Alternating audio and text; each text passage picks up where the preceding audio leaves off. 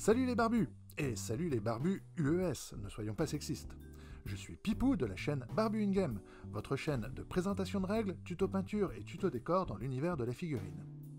Nous nous retrouvons pour une seconde vidéo à destination des débutants pour vous expliquer certains points de règles du jeu Marvel Crisis Protocol d'Atomic Mass Game. Cette fois, nous allons nous parler de la mise en place d'une partie en abordant les sujets suivants. La constitution de votre roster, la mise en place d'un champ de bataille, et enfin la création et le déploiement de votre escouade. Avant de débuter une partie de Crisis Protocol, chaque joueur doit constituer son roster. Il s'agit de la réserve de personnages dans laquelle il va piocher au moment de créer l'escouade avec laquelle il va jouer. Un roster est donc composé de 10 personnages, 8 cartes tactiques et de 6 cartes crises, 3 de chaque sorte. Attention, les gemmes de l'infini sont considérées comme des personnages au sein de votre roster. Si vous en sélectionnez 2, vous n'aurez le choix qu'entre 8 personnages supplémentaires. Concernant les personnages, la seule restriction concerne les alter ego. Votre roster ne peut pas comprendre 2 personnages ayant la même identité civile. Par exemple, vous ne pouvez pas inclure Black Widow et Black Widow Agent of Shield dans le même roster. En revanche, vous pouvez tout à fait inclure 2 personnages ayant le même nom s'ils ont des alter ego différents. C'est le cas par exemple de Spider-Man Peter Parker et de Spider-Man Miles Morales. Vous pouvez mélanger n'importe quel héros et n'importe quel vilain au sein d'un même roster. Attention cependant de bien réfléchir à la mécanique d'affiliation. En effet, les compétences de commandement apportent souvent des bonus très intéressants à votre équipe et il serait risqué de s'en priver. Ainsi, lors de la constitution de votre roster, pensez à l'affiliation que vous souhaitez jouer. Et assurez-vous d'avoir la combinaison de personnages nécessaire pour pouvoir jouer cette affiliation pour une valeur pouvant aller de 14 points de menace jusqu'à 20. Lorsque vous serez un peu plus aguerri, prévoir 2 affiliations différentes au sein d'un même roster peut vous apporter plus de souplesse dans l'élaboration de votre escouade en fonction des cartes crises qui auront été sélectionnées. En ce qui concerne les cartes tactiques, je vous conseille, pour vos premières parties, de vous concentrer sur des cartes dont les conditions sont les moins restrictives pour les mettre en jeu. Une carte comme Ricochet Blast est certes fun à jouer, mais si vous n'êtes pas habitué, vous risquez de perdre beaucoup de temps à vous concentrer sur le positionnement d'Iron Man par rapport à Captain America, plutôt que sur les objectifs de la mission. Certaines cartes tactiques sont clairement très utiles. C'est le cas de Patch Up, permettant à un personnage de soigner un personnage allié, ou de Brace for Impact, qui permet d'éviter tout dégât de collision pour un coup de 1 pouvoir. Depuis le lancement du jeu, Atomic Mass Game les a placés dans des listes de cartes restreintes. Cela signifie que vous ne pouvez, si vous jouez en tournoi, n'inclure que 2 cartes au maximum de cette liste au sein de votre roster. Dans tous les cas, si vous débutez avec uniquement la boîte de base et quelques extensions, je ne peux que vous conseiller d'introduire systématiquement ces 2 cartes dans votre choix. Dans Crisis Protocol, les joueurs ouvrent leur jeu à l'adversaire. Ainsi, tous deux savent de quoi est composé le roster de l'autre. Il est temps à présent de mettre en place le champ de bataille. Les règles sont assez vagues sur la façon de mettre en place les éléments de terrain sur le plateau de jeu. Elles conseillent uniquement d'en placer un minimum de 12, principalement de taille de 2 à 4. Sur son site, cependant, Atomic Mass Game a apporté quelques précisions.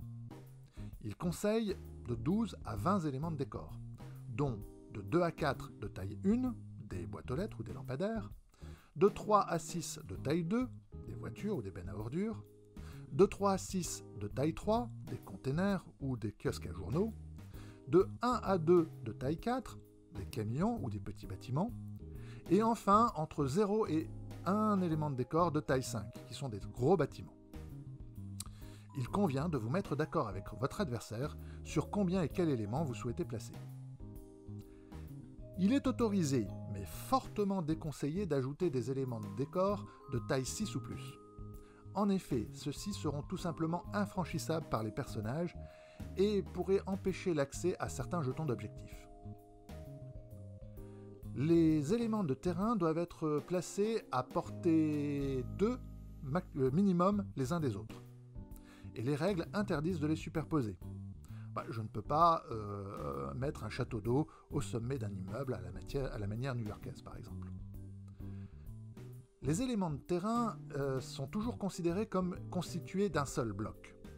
Il faut donc éviter des terrains avec des ouvertures au centre ou des terrains sous lesquels les personnages pourraient passer, comme par exemple un préau ou un pont. Les règles ne prévoient tout simplement pas ce genre de situation et c'est donc à proscrire. Je ne vais pas revenir sur la façon dont est déterminée la priorité, les règles sont très simples, et je ne reviendrai pas non plus sur la façon de choisir les cartes crises à mettre en jeu, car cela mériterait une vidéo à elle seule.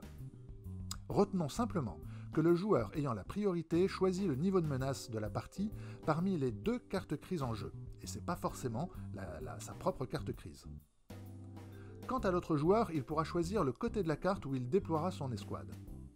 Dans la mesure où les cartes crises sont toutes symétriques, cela peut sembler sans importance, mais parfois la disposition des éléments de terrain peuvent conférer un petit avantage à l'un ou à l'autre. Concentrons-nous sur la création de votre escouade. À nouveau, faites attention à la mécanique d'affiliation. Si plus de la moitié des personnages de votre escouade appartient à une même affiliation, celle-ci pourra bénéficier des avantages de l'affiliation en question. Attention, il vous faut strictement plus que la moitié de vos personnages.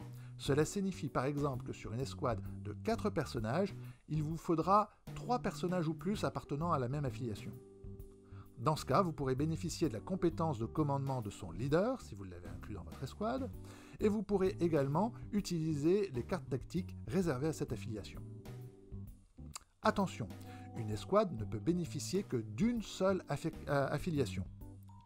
Une équipe composée par exemple de Captain America, She-Hulk, Black Widow et Captain Marvel peut techniquement bénéficier de l'affiliation Avengers et de l'affiliation A-Force. Le joueur devra choisir l'une de ces 2 affiliations au moment de son déploiement. Lors de la construction de votre escouade, gardez à l'esprit que vos personnages auront globalement 2 rôles. Soit gagner des points de victoire, soit empêcher votre adversaire d'en gagner. En fonction des scénarios de jeu, répartissez chaque personnage de votre escouade dans l'un de ces 2 rôles. Pour ce qui est de marquer des points, un conseil que je donnerais à un débutant serait de se concentrer sur l'un des 2 scénarios, le plus adapté à son équipe, avec la moitié ou plus de son escouade, et de harceler son adversaire avec l'autre moitié. Cela est tout à fait discutable et n'hésitez pas à me donner vos stratégies en commentaire. En tout cas, ne vous concentrez pas sur une seule de ces 2 fonctions. Rusher les points de victoire peut être payant, mais c'est très risqué.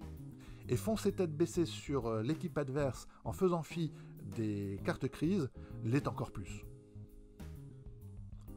Pour marquer des points sur des crises d'extraction, favorisez les personnages les plus mobiles. Pour les crises de sécurisation, choisissez les personnages ayant une bonne défense ou capables d'encaisser beaucoup de dégâts. De même, des personnages de taille 3 ou plus seront plus difficiles à déloger. Enfin, pour empêcher votre adversaire de marquer des points, sélectionnez soit de gros frappeurs qui hébéteront rapidement les personnages de l'adversaire, soit des personnages capables de repousser les adversaires, tels que Shuri avec ses gantelets. Une fois les escouades établies, les joueurs les présentent à leur adversaire. Votre adversaire ne pourra pas vous faire un coup de jarnac en cours de partie en sortant une carte que vous n'attendiez pas, à moins que vous ayez manqué d'attention. Enfin, les joueurs vont déployer leurs figurines les unes après les autres, en commençant par le joueur ayant la priorité. Les figurines sont déployées à portée 3 du bord du terrain correspondant au joueur. Compte tenu de la façon dont la portée est calculée dans Marvel Crisis Protocol, les personnages ne sont pas alignés derrière une ligne de départ, mais devant. Ainsi, les personnages ayant des socles les plus grands peuvent être légèrement avantagés. On peut tirer avantage du fait que les figurines soient déployées une à la fois. En effet, en regardant les valeurs de défense d'un personnage adverse, et ainsi ses éventuelles faiblesses, vous pourrez placer en face de lui le personnage le plus efficace pour le blesser. Par exemple, si votre adversaire déploie la figurine de Venom, opposez-lui votre personnage ayant la meilleure attaque énergétique. Outre le petit intérêt stratégique qui est discutable, cela a aussi un petit effet psychologique sur votre adversaire. Avant tout, faites-vous plaisir. Certaines règles, telles que celles sur les éléments de décor, peuvent sembler restrictives.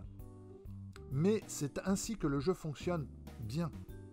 Alors bien entendu, si vous et votre adversaire êtes capables de vous mettre d'accord, vous pouvez les adapter.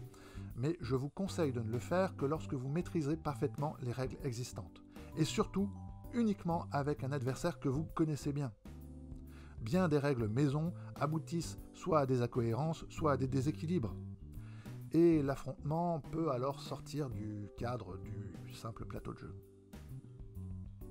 Voilà pour ce qui est de mes conseils sur cette étape du jeu. Ils sont parfois subjectifs et surtout n'hésitez pas à les remettre en question, que ce soit en commentaire dans cette vidéo ou sur les groupes Facebook ou Discord dédiés au jeu. Si cette vidéo vous a plu, laissez-moi un pouce bleu, ça fait toujours plaisir. Et n'hésitez pas à commenter, en bien ou en mal. La prochaine vidéo de cette série abordera les différentes phases d'un round. N'oubliez pas de vous abonner et d'activer la cloche pour ne pas manquer les prochaines mises en ligne. D'ici là, jouez bien et à la prochaine fois les barbus.